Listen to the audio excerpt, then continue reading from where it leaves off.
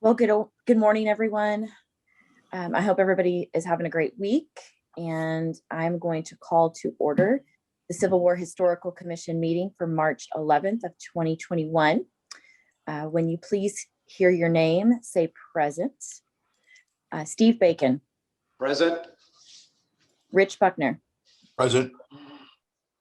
Sam Gant. He's here. I think he's trying to unmute. Okay. You're on mute, Sam.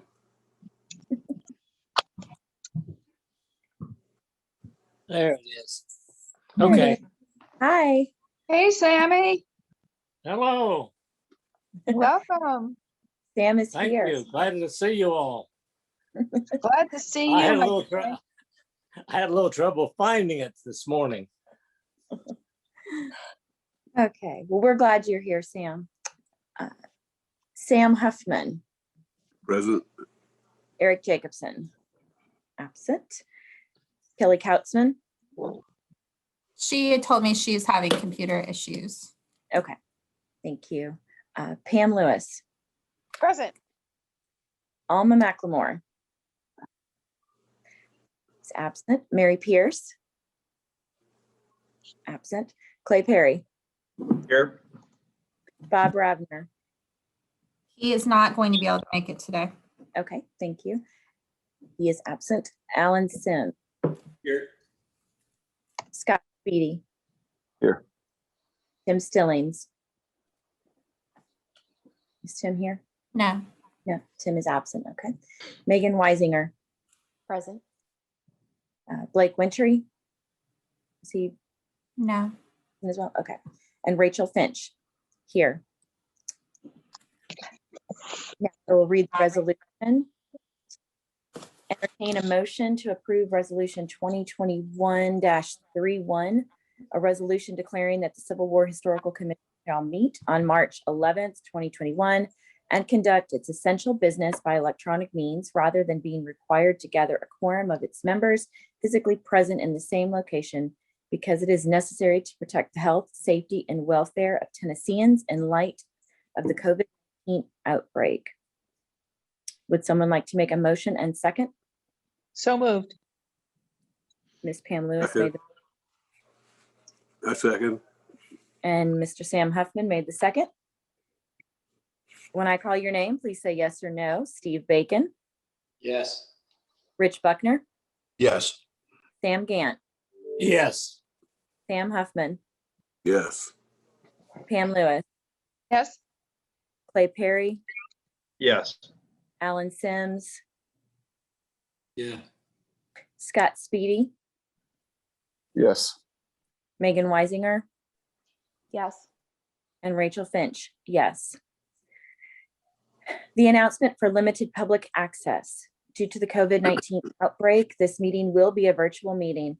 The public may call into the conference meeting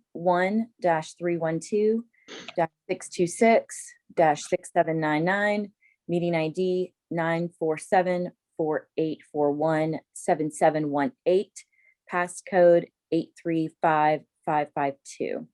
Callers will be unmuted and given the opportunity to comment during the meeting at specific times. The public may email comment to planintake@franklintn.gov to be provided in full to the commission and included in the minutes, but not read aloud in their entirety during the meeting. Emailed comments will be accepted until 4 p.m. the day before the meeting. The meeting video will be available for public viewing 24 hours following the meeting on the City of Franklin YouTube account. Thank you, everyone. Now, first item on our agenda today is to entertain a motion to approve the January 14, 2021 minutes. Who would like to make a motion in second? If there are no comments or questions raised about the January 14th minutes. I so move. Second. That was Dr. Sam Gant who made the motion, and who made the second? I did. Rich Buckner. Oh, thank you, Rick. If there are no comments, when I call your name, please say yes or no. Steve Bacon, Yes. Rich Buckner, Yes. Sam Gant, Yes. Sam Huffman, Yes. Pam Lewis,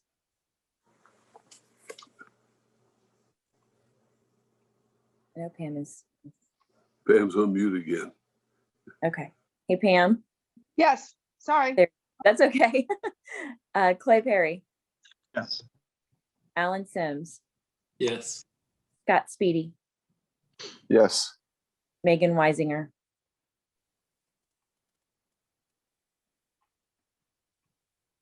Sorry, did you hear me? I said yes.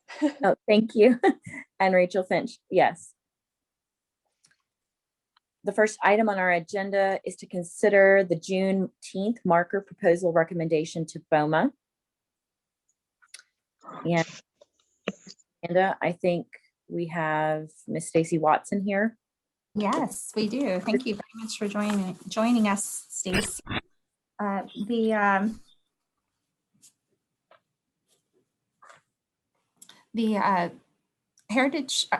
African American Heritage Society of Williamson County would like to make a proposal to the commission today, and then onward to the Board of Mayor and Aldermen regarding the placement of a Civil War trail style sign interpreting the, how do I say this? General Gordon Granger's role in Juneteenth, and how Juneteenth is unique to Franklin in that General Gordon Granger has created or built a fort here at Franklin during the Battle of Franklin. So I will turn it over to Stacy, but I did want to note that the Civil War Historical Commission is being asked to provide a recommendation to the Board of Mayor and Aldermen, and the board will consider the proposal likely at the April 20th meeting. Thanks, Stacy. I'm a little worried. I'm Mary or not on here, which is kind of odd. Sorry. Last year, when we had so many things happening around the country that were abhorrent, I had to take some work kind of a little more inclusive about our Civil War story here. And so a group of people got together to try to think of something we could do. And this was one of the things we were thinking, trying to make a positive impact, show people that our story is connected to the larger story. And yes, General Granger, who built the fort here, ended up actually being the one that took the news to slaves in Texas to let them know they were emancipated, 2 years after it had already happened. So that's a positive story we wanted to share. So we've been working with the city. We have worked with the Civil War Heritage area. We have obviously the African American Heritage Society and the Civil War Trails in putting together, and Eric Jacobson with the Battle of Franklin Trust, putting together this verbiage for the sign. I think you guys have a copy of the verbiage that's proposed for the sign. Yes. And I keep saying sign, I apologize. It's a Civil War Trails style marker. We want it to eventually be a Civil War Trails marker, but with COVID and some of the things going on with them for installation of signs right now, to go ahead and get this going, this is really, they can't come to Franklin right now, the guys from the Civil War Trails organization. So this is what we're doing in the interim. So there's verbiage that's been approved by Dr. West, Laura Holder, a big group of people, but it hasn't gone through the historical commission. And you can read the verbiage. We were trying to do something that kind of tied in to, it ties Fort Granger, but really to the community.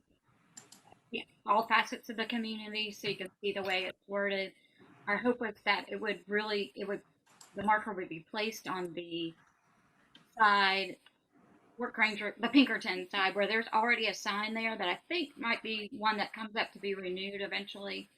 So we could either go on that same sign platform or next to it. And I put a very beautiful photograph in your packet, taken with my phone and my marker, to show that spot. And after having Laura Holder went over to look at the park, several people walked the park to consider the best place. We had started out thinking it would be Eddie Lane, but really this is more, in our minds, this marker is kind of a beginner marker, that tells a broad story and tries to include different facets of the community to draw you in, to get you engaged in the story. So hope is you might see that one pull you in and then go into Fort Granger. So we would love to see it on that Pinkerton side of Fort Granger. Am I saying that the right way? Yes, I think so. And I can pull up the photograph again. But Stacy, I was wondering if you would mind elaborating a little bit on the intent of the sign.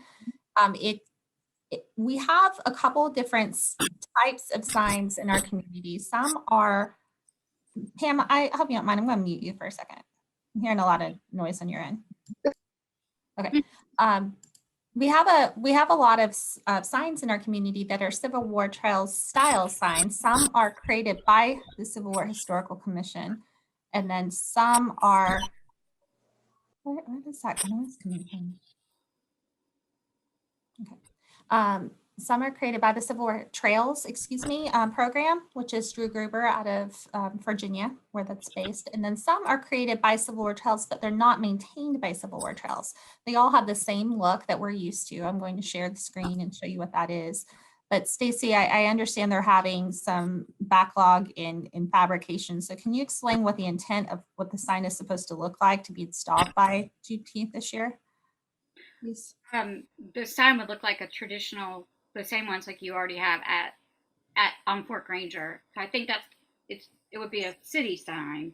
So it's got the dark green background versus the blue, which would be a Civil War Trails marker. Okay, like this? But the style is exactly the same. Okay, so I think what I'm hearing you say is that it'll be maintained by the city, but you're hoping to get it adopted by the Civil War Trails program so that it's part of their literature at some point. Is that correct? Absolutely. Okay.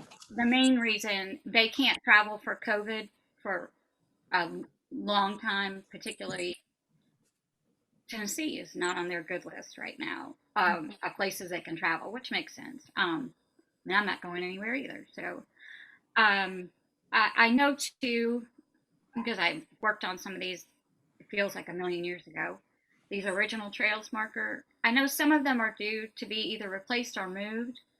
The other thing we had talked about is it's fine. We're not trying to create more work. So if this is one of the signs that were to be moved is slated, and I sort of think it is because it's one of the oldest one, that in talking with Drew Gruber, he's fine, and he knows the person that sponsored this one. If it ended up we just wanted to slide a Franklin one onto that stand, and then that one can be used somewhere else. And I think the African American Heritage Society is fine with that, and they would help fund another sign somewhere else if they needed it.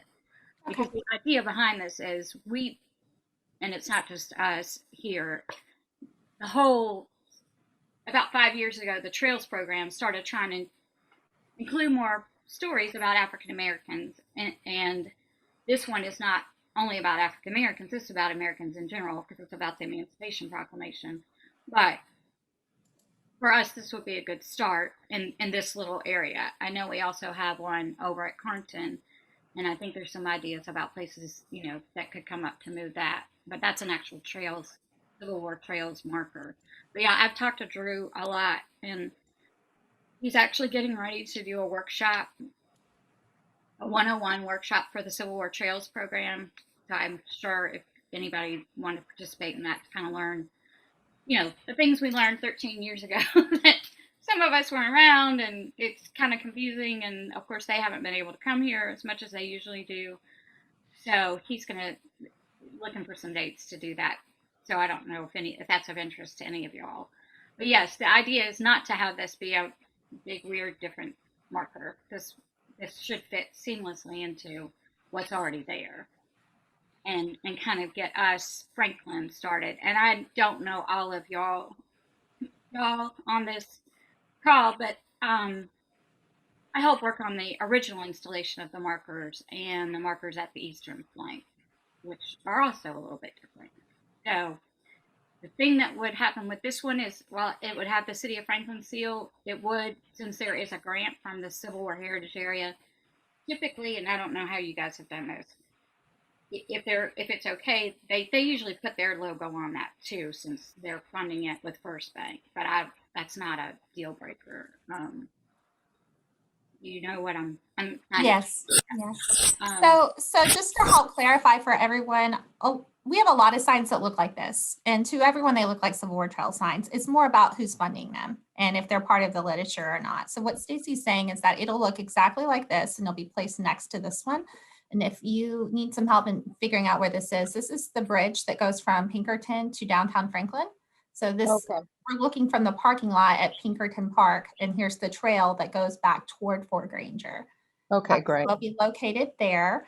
And the only difference between how this looks and how this one will look is just an emblem on it. And Scroll then at some down. point, it'll be changed out, as Stacy mentioned, to be official Civil War trail sign. So it will be on the literature that they publish on their website to help Yeah. identify where those signs are throughout the country. That's the biggest thing. It's free. It's essentially it's PR that ties you in with a bigger story. So of course, if you can do it, you want to. I just with COVID, they can't do some of the things they usually do, and that would mean they would probably edit a little bit. I would be surprised. I mean, because that's what you're paying for. So I would see that as something that would happen, and it's easy to change out the top part. So it would, there's those 6 screws. You take them out, pop in the new one. And Right. this is, There's This- gonna be an image on it? We are. I think there should be a map showing where Franklin and Texas, where the line would have been of how they got the word out about the Emancipation Proclamation. There are a lot of words in that proposal. So I wanted to get feedback from y'all. Is there anything that we really need to stay away from? Usually these are pretty basic. I think that's a great question because most of these signs do have imagery to some degree, and I think it's important for the commissioners to understand what that would be. So the intent is to have a map. Or will there be any other images? That's the only one that's been talked about. And really though, because that other one didn't have an image, if we were placing them side by side, we were trying to reflect what's already there too. The current marker doesn't have an image. Have a picture of that? It's that one that you. The one that I can see? I don't have one readily available right now. I'm sorry about that. You can Google it really easily Mhm. if you need to. There is a map on this one. You can see in the top right, and there's some.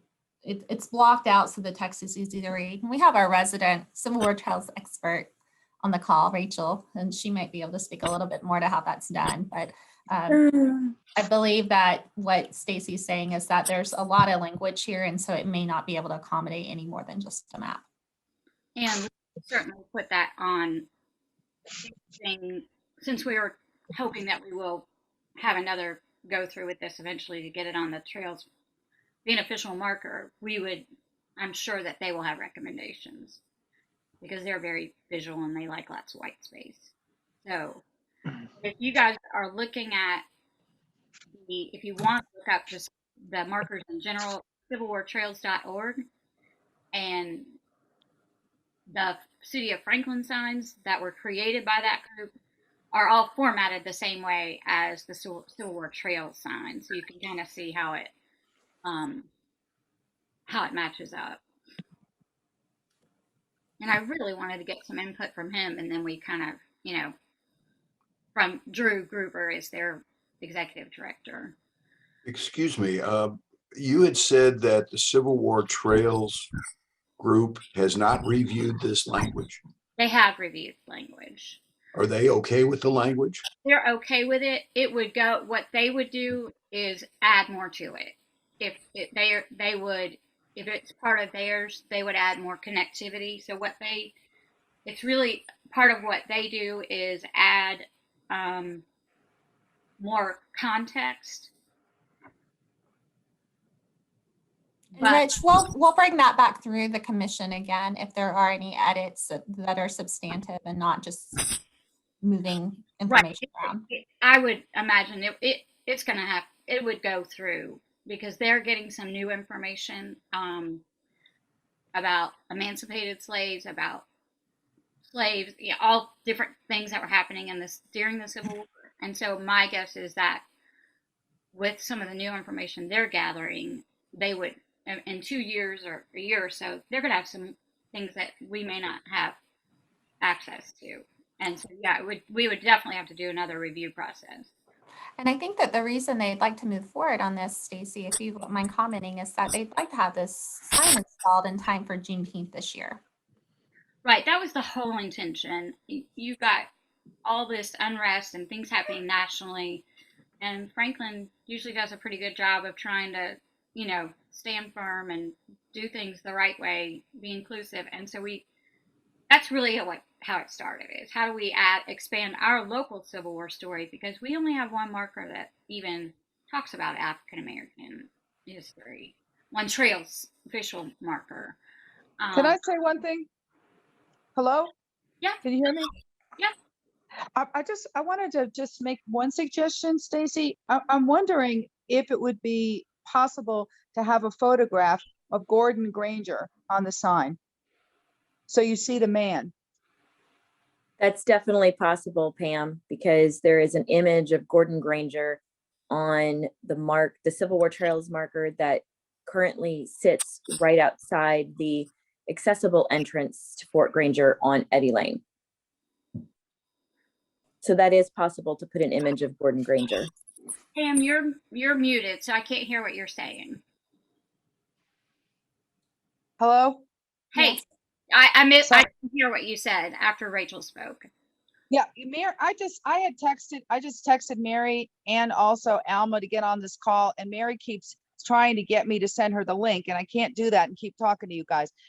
She doesn't realize she just needs to scroll through her emails, I guess, and find the link. So if someone could send her the link to this meeting, she's trying to join us. I just can't do both. I'm on my phone right now. Well, I will email her. Okay, thank you, Amanda. I just think that if you had the photo of the man, and people are in the park and they're walking around, it may spur their interest to go up and explore Fort Granger as well. Pictures worth 1,000 words kind of thing. That's great to me.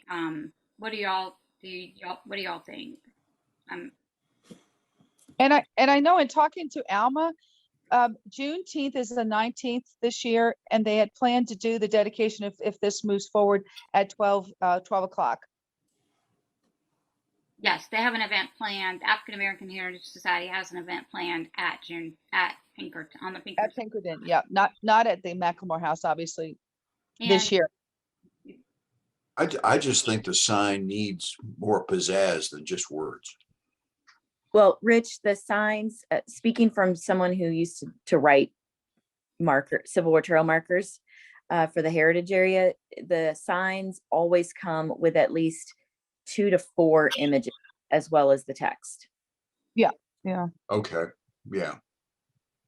And the other thing, just for people who are listening and talking to Alma, they've been doing, African American Heritage Society has been doing a Juneteenth celebration for 17 years so far. So this is the 17th year that they've been active, which is kind of cool.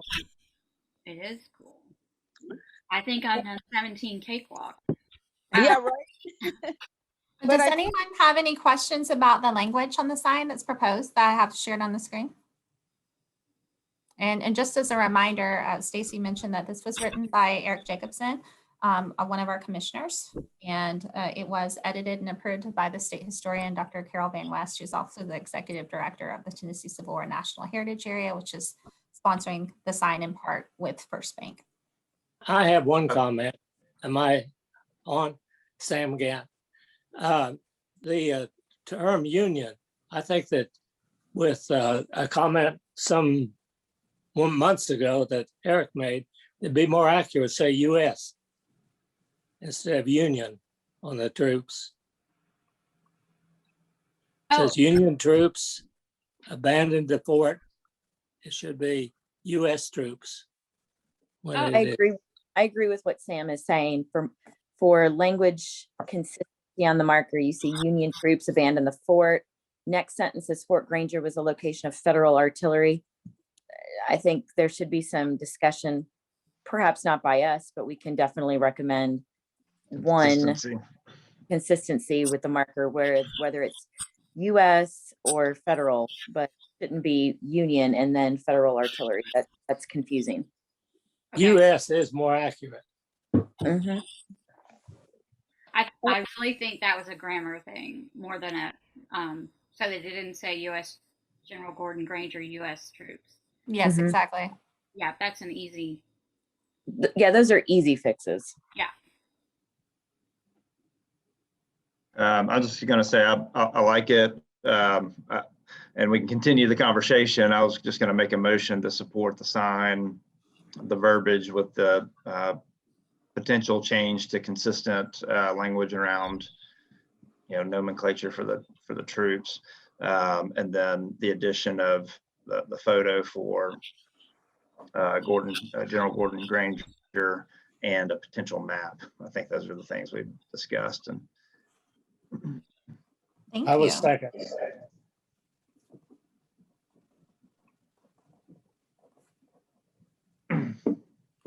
Okay, Rachel. Okay. So Clay has made a motion for the commission to accept the sign with the understanding that there will be a few minor alterations to or Union recommendations for alterations. Yeah. alterations, yes, to change the wording from Union and federal to US, and that there will be images added to the marker. Could I make one comment? Specifically, image of General Granger and then a potential map. Image- Right. Could I make one comment? Hello? Yes, you Can may. hear me? I remember a fact that might be interesting to people visiting, and that is, I believe there were 1,000 horses at Fort Granger at one point, which I was astounded to learn that. And I'm just wondering if we might want to add that little fact. Many more than 1,000, but they weren't in 10,000. the fort. They were in the Liberty Creek Pretty- bottom over there. Mhm. It was a big fort. Well, It was yeah, nearly 10,000 within at I one just point. think that is, people don't understand that when they go to Fort Granger, they don't realize the magnitude. And somehow, maybe we need to hammer that home. But other than that, I think the verbiage is great. and I do think, Pam, you'll feel that more on the other side, on the Eddie Lane side of, there are Yeah. some bigger, Yeah. more in-depth descriptors of what went on there, because to expand the story. Yeah, But Pam, more you'll people are markers. going to see this sign. This sign is going to draw people up to Fort Granger is all I'm saying. Anything that's going to entice people to go and explore that was just a thought. It was like, once you get to Fort Granger, you understand it, but how do you lure people to get up there and really explore a little bit? Most people just stay in Pinkerton and walk around and throw frisbees, and they don't necessarily explore the fort. Well, That I'm was going to give you a fun fact because I have been there 8 times in the last 2 weeks. And so that y'all know, people are really using Fort Granger. And I kind of thought more than I would have thought, when the weather's been so nice. So I'm really proud of that. And y'all, it looks so good back there if you haven't had time to walk through all the additions. And I mean, it really looks good. It's something to be really proud of. Yeah. Great. Okay, do you need me to, Rachel, what do you need me to do? We need a vote. Okay. We just have to vote. No, I didn't know if I needed to, yeah. Oh, I forget. This is just like being in the room with you. I'm Yes. around for the vote. But thank you for asking, Tracy. But yeah, the commission needs to vote. So does anyone need me to repeat the motion made by Clay? And seconded, was it by, Pam, I believe. I believe, Dr. Yeah. Gant? or Dr. Gant? Does anyone need me to repeat the motion, or shall we vote? I think we can vote. We're good to vote. Okay. Steve Bacon, Yes. Rich Buckner, Yes. Sam Gant, Yes. Sam Huffman, Yes. Pam Lewis, Yes. Clay Perry, Yes.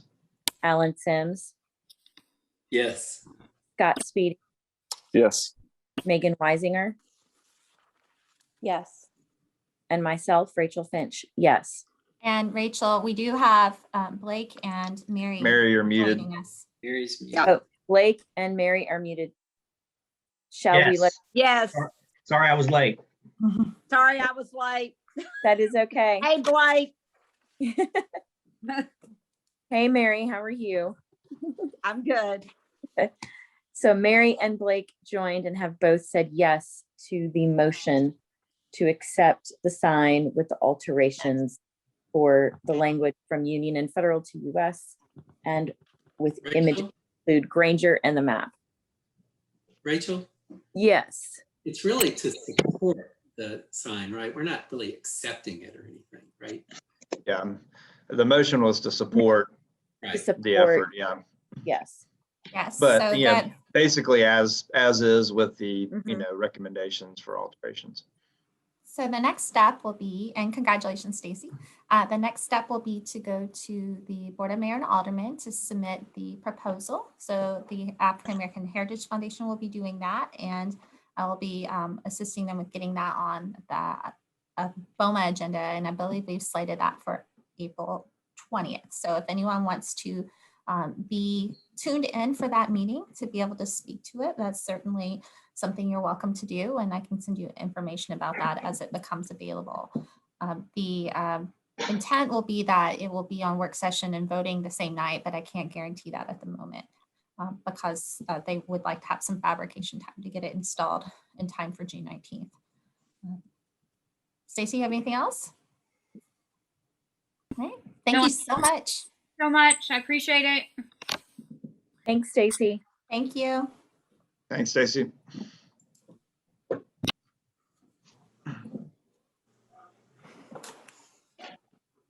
Thanks, everyone. Okay, moving right along are our subcommittee progress reports. US line markers, Amanda? I believe you skipped an item. Oh, did I? I'm so sorry. Item I'm number I did. I was scrolling through. See, 2.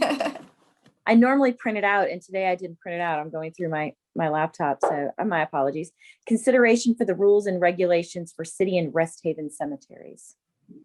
Well, thank you very much, Chair Finch. We are excited to have a draft of the rules and regulations for the cemeteries for the commission to consider at this time. I worked closely with the Historic Cemetery Subcommittee to work on that. And I want to give a special thanks to Alan Sims for getting it in final draft form. And I'd love for him to speak to this if you wouldn't mind. Okay. What do you want me to say? It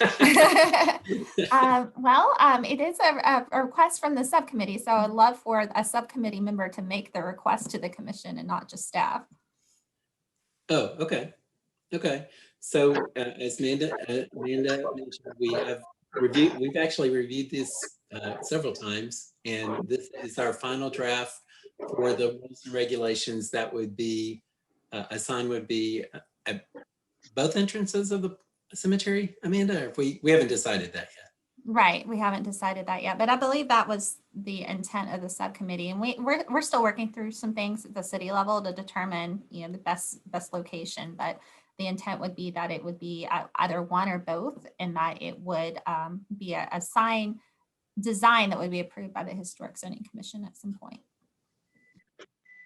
Okay, and so you guys can read through this, but we tried to make them succinct, but complete, and we didn't want 3 pages of rules either. So we did narrow down the list, but we think we've incorporated everything by being a little global in some of the things we say. So do we need to go through these one by one, or can everybody just kind of read through them? We're trying to get an approval, Amanda?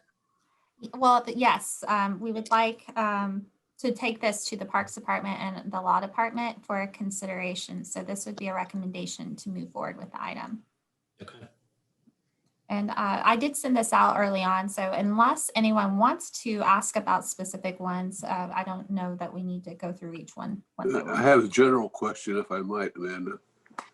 Is this list typical of what other historic cemeteries use? I mean, is there anything here that's out of, the ordinary of what other rules or other cemeteries post? Not to my knowledge. I looked at a number of them myself, and this seems to be fairly consistent, but I'm sure Alan can speak a little bit more to how we did try to cater this to the context of our cemeteries to some degree and some of the things that we experience happening within our cemeteries. Is that fair to say, Alan? Yeah, especially as you can see, like number 3, calling out that gravestone rubbings are not allowed. We wanted to highlight that because our gravestone, our markers are so fragile and we don't want them disturbed. And then small things like not disturbing landscaping and stuff like that, we felt was a little more appropriate for our cemeteries versus some other cemeteries where there's a lot of landscaping and you're walking around and all that kind of stuff. So it is kind of more towards Franklin's cemeteries. Brian, do you have anything you want to add as the parks representative? Yes, as far as just Sam, to kind of answer your question a little bit more, a lot of the how we get started is we search around the country for different cemeteries and historical cemeteries. We look at their rules, kind of bring all that information together, and then just start kind of whittling that down to where we find something that is much more specific to our cemeteries, our locations, and that's kind of how we start with a whole lot of rules and we kind of whittle them down to fit our particular needs. Oh, good. Thank you very much. Was there was there any consideration given to adding, if you're going in this much detail, one of our biggest problems has been removal of the rock walls? Alan, do you want to speak to that? I believe there's one that is very specific. Number 8, Mary, visitors are prohibited from disturbing any item within the cemetery, including landscaping. Yeah. We want that to be very inclusive. So anything. Well, I don't think I read that, and I would want to put in there for landscaping. I don't think somebody necessarily, if we're going to go in this much detail, and if one of the main problems we have is rock walls, I would add rock walls. I didn't know that was is that one of our problems? Oh, it's a huge Yes. problem. Yes, that's a big problem. You could put do not disturb rock walls right at the end of number 8. If it's our biggest problem, let's put it at the front. Yeah. I wasn't aware that was Yeah, still an nothing at issue, all. honestly. Brian, can you speak to that a little bit more? I know that when Nobody there's said some anything. areas that tumble, we might have problems, but I didn't think it was a overriding problem. As far as the overall condition of the rock walls, yes, they are in various stages of disrepair, and some of them have collapsed over time. But as from a vandalism standpoint, or people removing stones and taking them as souvenirs, that's not something that we've seen specifically. But yes, as far as just the general shape of the stone walls, yes, they are in disrepair, and that's something that we work towards. But I think that's more of an effect of time and gravity versus vandalism or souvenir hunting. What I personally think happens is I think the rock walls get in disrepair, and then I think they're loose and tumbled on the ground. And I just think something to say, be careful with these rock walls, because Could we people just hit add 'em. to number 8? Could we just add after landscaping, including landscaping and rock walls, period? That's all. That's The use of shaving perfect. cream, etc. So That I would be can, okay, I perfect. can do including landscaping, comma, stone walls, comma. Yeah, Well, that's Okay. perfect. Okay. I have a I had a comment question. about number 13. I think it's pretty common for people with ancestors in cemeteries to do photography of the gravestone. I might switch photography and film to say commercial photography or film. So it's very specific that we're talking about commercial photography and not prohibiting people from going in and taking a picture of their ancestors' gravestone. I see. So, I mean, commercial applies to both of those, but you're just thinking we should switch it so that it really emphasizes commercial photography or commercial, right? That's my suggestion. That's And we okay. could also just do film/photography, if you think that would help clarify. Either Yeah, or. commercial is the pivotal word there, but Right. to make it very clear, I don't think I care either way.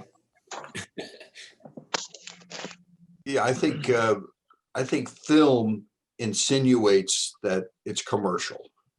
The word film as opposed to video, where photography could be construed, somebody could argue something there.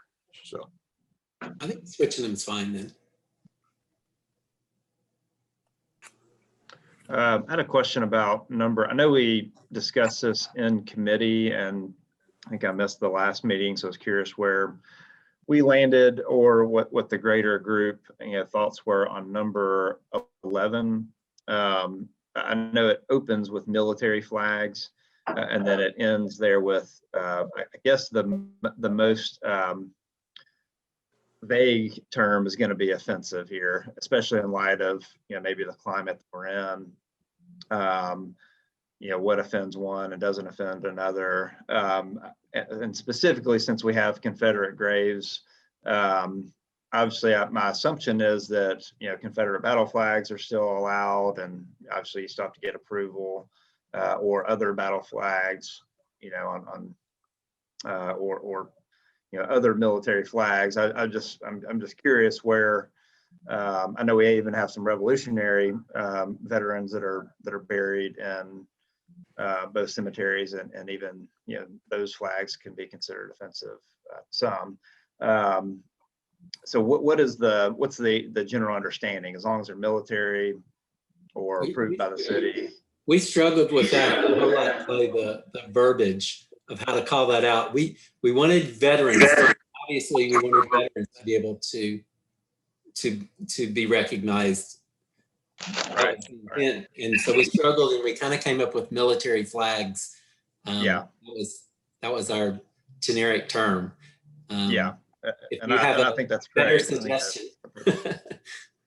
Yeah, Well, I think that's appropriate. I just wanted to be sure that, I guess it sounds like, and I think you're on point there with military flags, are allowed, whatever side you may be on, but okay.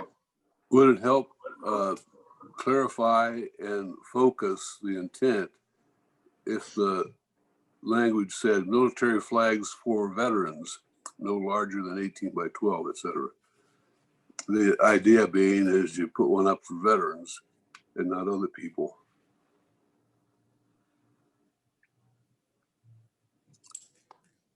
Just thought.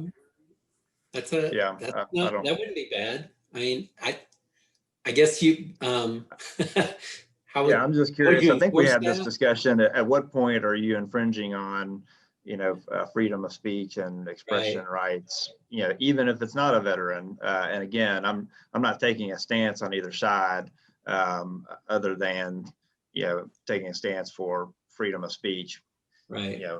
And whatever stance that might be that's appropriate. Amanda, I maybe think that's illegal. I think limiting the size, as we've done there, would pretty much do away with any conflict.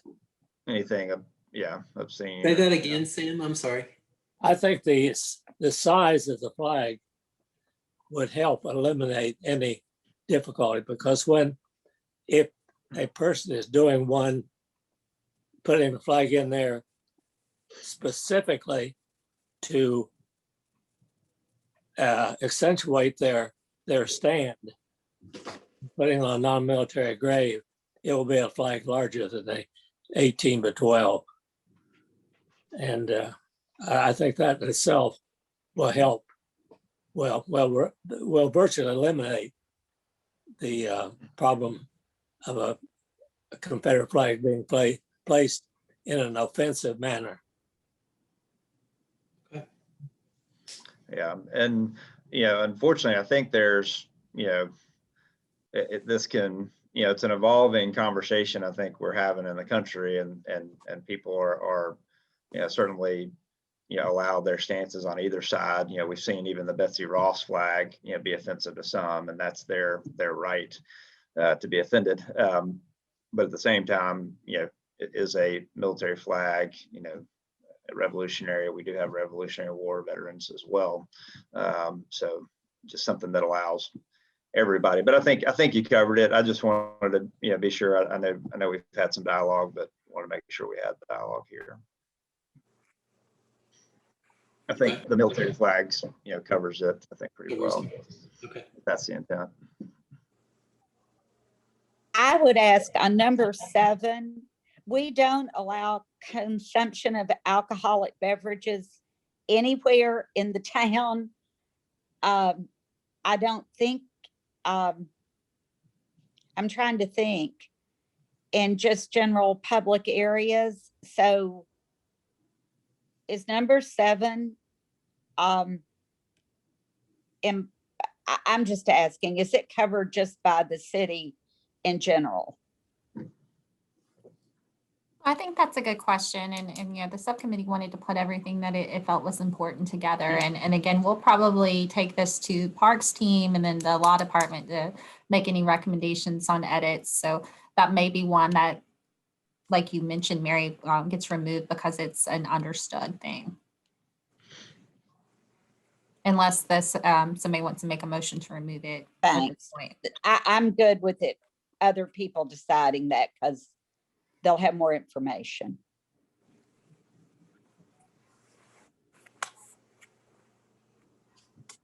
Any other questions or comments related to this? I will say that the subcommittee worked really hard on this, and I want to thank them very much for their efforts to get this going. Will this sign be put up on like a Civil War Trails marker sign where it can be revised and replaced It's easily? not likely to be on a Civil War Trail style sign. The Historic Zoning Commission needs to review it in context of the National Register property. So it's more than likely going to be on a post and panel type sign. And I do think we can take into account that it needs to be something that can be editable rather easily. Yeah, it's the editables that I think would be a big benefit. So Sam, I don't know if you noticed, but at the very bottom, it says for a more complete list of rules and regulations. So what we were trying to do is brief up above, and then if we needed to expand, we would have this website that would obviously be easily editable. So yes, that's a very good idea. And this would be a sign that we would generate in-house. Correct. I don't know for certain. It's not something that the Historic Zoning Commission has weighed in on yet. I see. Okay.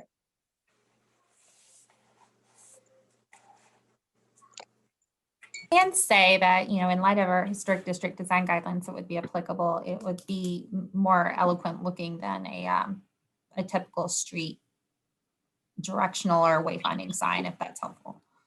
Okay. It wouldn't necessarily be a metal board. It may be wood post. Ms. Pierce is on that commission, and I think she probably is imagining something a little bit more with wood post and the wood surround. Or metal. And I appreciate you for saying that, Amanda.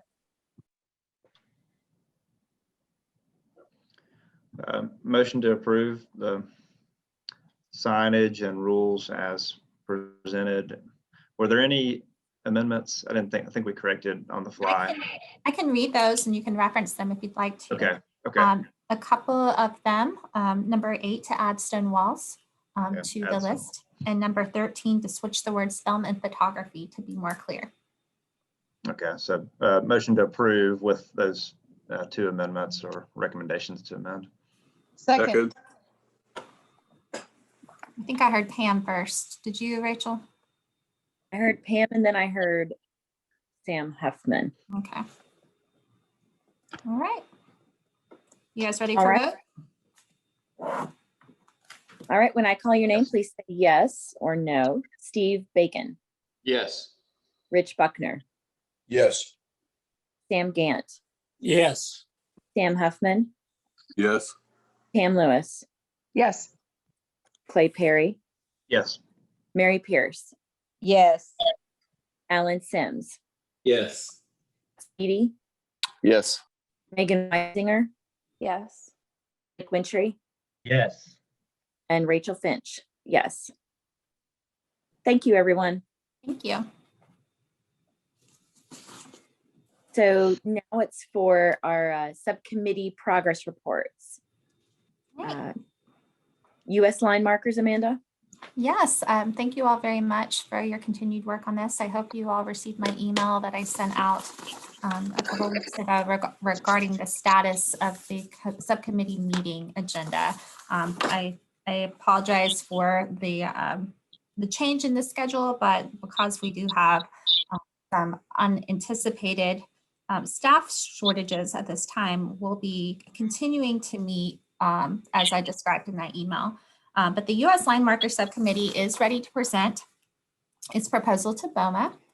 It was unable to meet in February. They had asked for a special meeting, but we were unable to procure a quorum after I had advertised that. So the staff will finalize the presentation that was presented previously and schedule a time for the item to appear before the BOMA work session.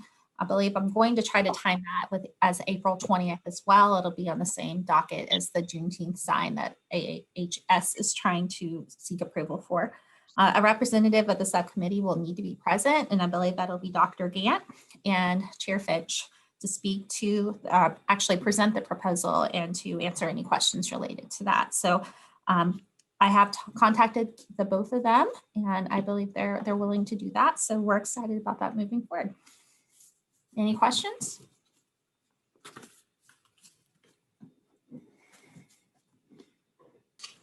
Okay, Rachel. Next up, Amanda, is public outreach and interpretation. Oh, the subcommittee continues to work on revisions to the Historic Parks audio tour, the scripts, and to compose new scripts for locations that we'd like to add to that tour. I believe we had about 3 slots available, and I believe it intends to ask for the Guide by Cell tour to be expanded to allow for additional locations within the program that we currently have. The subcommittee will pause its meeting schedule until we have a little bit more availability, but due to the nature of the work, the individuals on the subcommittee can continue to work on those revisions in the meantime. So if any of you on that subcommittee have any questions, feel free to reach out to me. And I apologize, my cat is falling off my bookcase. Let me know if you have any questions as you're working on that. And I believe Pam might want to interject something she's been working on with that subcommittee. If you want Oh, to. sure. Can you hear me? Yes. Yes. I have a colleague named Don Scott Hare who does voiceover work, and he also has a studio where he can do a musical bed. He is a Franklinite, loves history, and would like to be involved. And he free of charge took one of our stops and interpreted them with audio, and I sent it to. We have it to take a listen to, and if the commission decides to move forward and have a person who is a professional voiceover person do the work to tie in all of our signs, he has graciously said he would love to do it, and we'll do it at a very nominal charge. So we have that to listen to at some point when you feel it's appropriate, Amanda. Thank you, Pam. I really appreciate that. Of course. Any questions about the public outreach and interpretation subcommittee work? All right, thank you. Okay, next up, Amanda, is historic cemeteries, which I know we meet right after this meeting. We actually are not. I did, not. it's per the email I sent a couple of weeks ago. We did recently complete that draft that you all reviewed today, and we appreciate your work on that.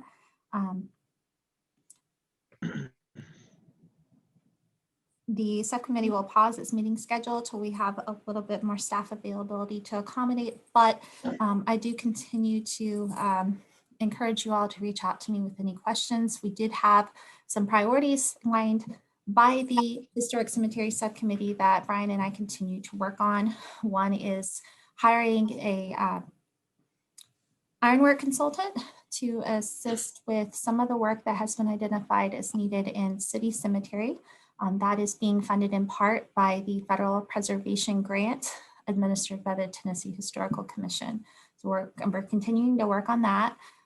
We also have submitted a grant for consideration, and we'll probably hear about that mid-year, hopefully, to pursue some burial marker restoration at Rest Haven Cemetery. I can't remember the number offhand, Brian. If you know, let me know, but it's some extensive work. We identified a number of markers based on a grid system that Brian graciously put together. I believe the work would be around, what's that monetary amount? It was around 18,000, I believe. Okay. And was that just the city side, or was that the total amount? I think that was just the city portion Yeah, of that the was match grant. So the grant that for which we applied was a 60-40 match grant. So the city's portion would be 18. I believe the total work would probably be around $45,000. So thank you for that.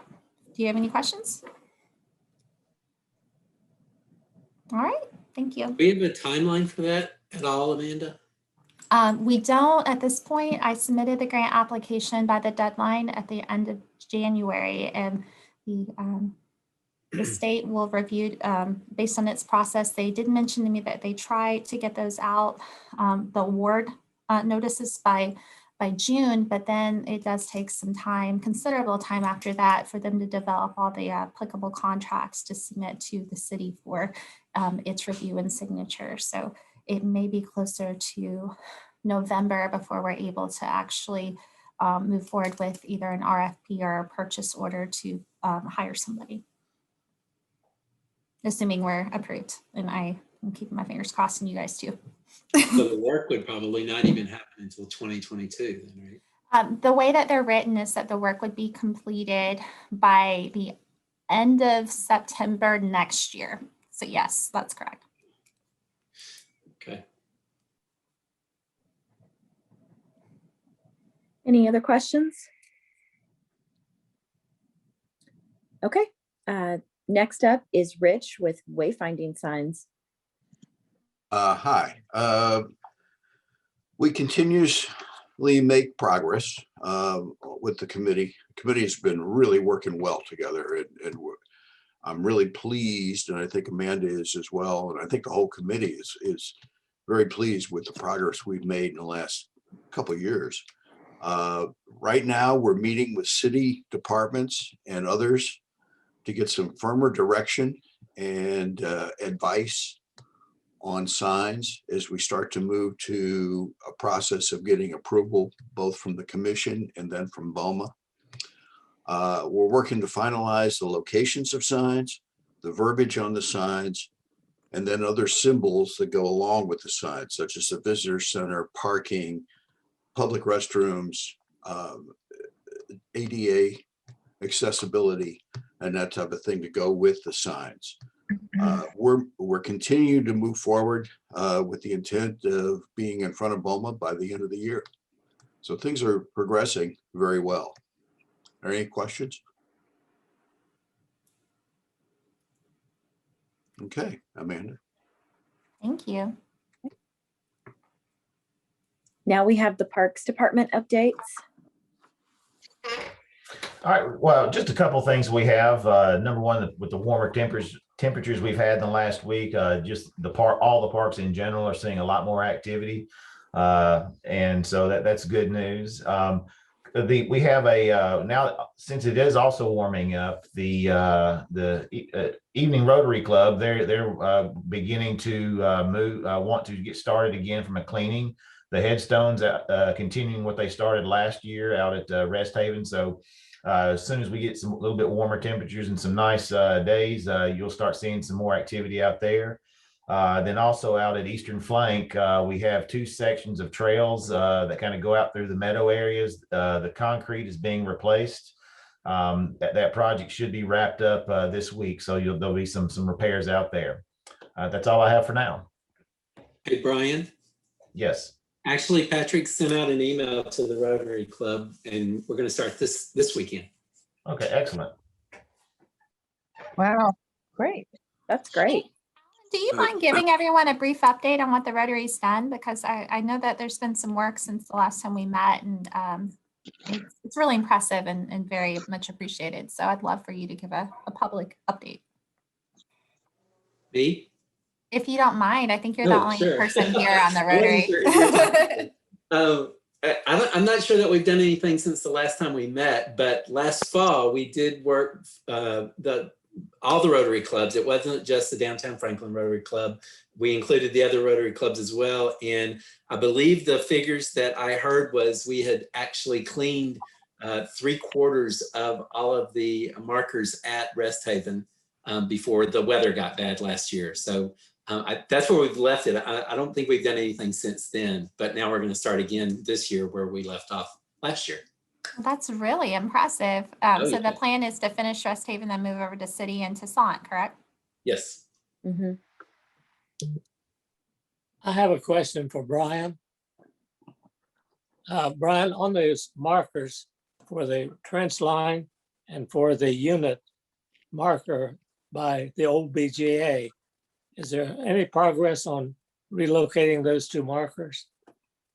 Last that I was aware, there were some issues as far as just moving signage. Amanda, do you recall those issues as far as signage along streets and right of ways? Certainly. I don't know if I can speak to it super thoroughly, but there is a Tennessee Heritage Protection Act at the state level that does require that memorials established within public areas and established publicly be preserved and maintained, and that any sort of alteration or removal of those would require an application to be petitioned to the Tennessee Historical Commission, the actual commission, not its staff, for consideration. And so we are not looking to remove anything at this time. If there is an organization that is on this commission that would like to make such a petition to the state, I can certainly help you figure out how to do that. Is Kelly, Vernon, Brian, is there anything that you'd like to add to that? You covered it. Thank you, Amanda. Okay. I had a question for Brian, if I might. Is there any visibility on when the paving of the parking lot at Fort Granger might happen? I noticed it's been graded. Yeah, the parking area. I don't.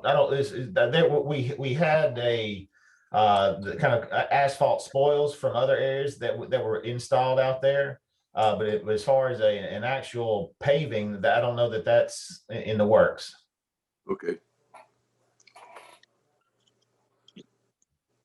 I would just say, having been there recently, at some point we need to look at enhancing the landscaping there, because the entrance looks, what's the word I'm trying to say, compromised by the adjacent businesses. Okay, thank you for sharing that, Mary. We'll definitely look at it.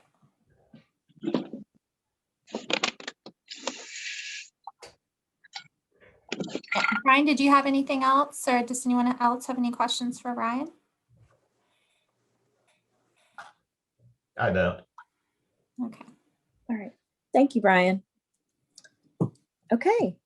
Do we have any organizational announcements from our commissioners? Anybody have anything fun going on? Rachel, if you Yes. all drive by the Macklemore house, we're not tearing it down. We have begun the exterior work, and there was a lot of destroyed siding on it, and it is being replaced with in-kind wood siding. the windows on the front of the house were replicated, and it's a really odd window configuration, but it's I think really wonderful that it speaks to how that house was built with pieces. So if you get a chance, it looks like a big hot mess right now. The concrete porch has been removed, and there'll be a wood porch floor going back, and grading and structural issues are being addressed. But we're at the really ugly stage right now. But you might want to, if you go by or if you talk to anyone, just spread the word. We're not tearing it down. Will do. I will actually come over before tomorrow afternoon and take a look. I've driven by a few times, and there's been a lot of work even just in the last week to show that it is really coming along. So thank you for giving that update, Mary. Something that I quickly wanted to mention was in regard to obviously tourism, but hotel occupancy here in Williamson County. And the reason I wanted to share it was because I think we're finally looking hopeful at traveling again. People are starting to travel a lot more, which is great. I think the distribution of the vaccine has kind of raised traveler sentiment a lot. And so this past week, for the past several months, we've been hovering around between like 20 to 35% occupancy, which is extremely low. But this past week, we got up to 41%, which in normal years, we would not be celebrating because we would have a big question mark about that. So, but in COVID times, that is excellent. So we're really starting to see travel rebound. And then we also received travel sentiment surveys from the U.S. Travel and Tourism Association. And their most recent data that they sent us was really interesting. And they said that the readiness to travel, as far as what visitors are feeling, is at 60%, which is a really big increase. So throughout the rest of this year, we're going to keep a really close eye on that, and hopefully we'll see that rebound quickly. So I just wanted to share that with everybody. That's great news, Megan. Yeah. Thank you. Anyone else have any organizational announcements they'd like to share? Heritage Foundation, Save the Franklin Battlefield, Franklin Well, I Stretch. might comment, it's not an exclusive Save Franklin Battlefield project, but the property across from Collins Farm, the Fort 17 Lewisburg Pike property, that purchase is still underway. The lawyering has taken a little longer than originally planned, but that's a piece of property that goes all the way from the river up to Lewisburg Pike, and the Friends of Franklin Parks want to use that perhaps as a part of a river trail, and that would be where the pedestrian bridge would cross and then come up to Lewisburg Pike. But that's also an important piece of Battlefield, and the money's all been raised. We're simply waiting for the paperwork to get through the whatever it happens to it, and then we'll be ready to close. Thank you, Sam. I appreciate that. That is a very important piece of property. I believe that's 2.7 acres, so it's not a tiny piece. And it also has the ravine that runs all the way along the north end of Lawrence Advance, across Collins Farm, and then on down to the river. And that was the ravine where so many Confederates took shelter during the attack. Since we're talking about this area, what's happening regarding the DAR and occupancy of the Collins Farm? Is that still happening? I believe that's still moving forward. I worked with Director Lisa Clayton to review a proposal for I can't remember the exact name of the instrument, but an instrument that would define the use of the park by the DAR in relationship with the city. So that is still moving forward. Brian, do you happen to have an update on that by chance? As far as the buildings are concerned, I don't, but one that we are working with them on a garden area. That would be, if you're looking at the structures, it'd be on that left-hand side of the buildings, a garden area that would have a patriotic feel as far as the gardens are concerned, using plant material that has, whether it be a armed force names, types of names for plant material, but we've just received a design for that garden, and we're currently reviewing that and looking if everything goes forward, that construction for that garden area will happen this spring. And to speak to that a little bit more, the DAR was excited about doing what they would call a victory garden to help inform children about how those were used during the wars. I love that. Great.